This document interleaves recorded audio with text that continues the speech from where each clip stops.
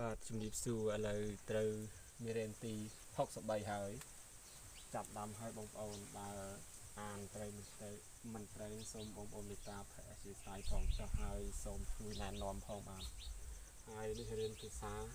កូរ៉េដោយខ្លួនឯងអានេះឈូផាំងសេចេសាប៊ូលាងចាន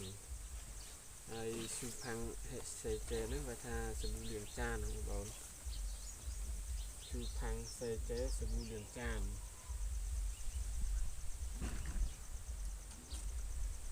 សាប៊ូលាងចានឈូផាំងហាចេសេចេលាងចានអាកយ៉យ៉អាកយ៉យ៉នេះអាកយ៉យ៉គេថាក្រពើសត្វក្រពើអាហ្នឹងក្រពើមូសរីគេថាកែងជ្រុងមូសរីកែងជ្រុង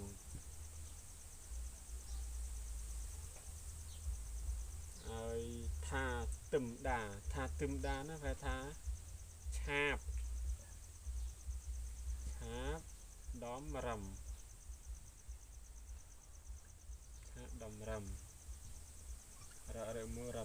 រមរឹមដំរឹមហើយខឺរ៉ាអ៊ីនថយ៉ាងសាគីម៉ូទ័រឆាបម៉ូទ័រឆាបខឺរ៉ាអ៊ីនថយ៉ាងសាគីម៉ូទ័រឆាបផាផ្ចង់នេះធីដៈទេដាហើយចង់នេះទេដាហ្នឹងហើយហៅថាខ្នាតផាផ្ចង់នេះទេដាហៅថាខ្នាតដេះច្រឡំខ្នាត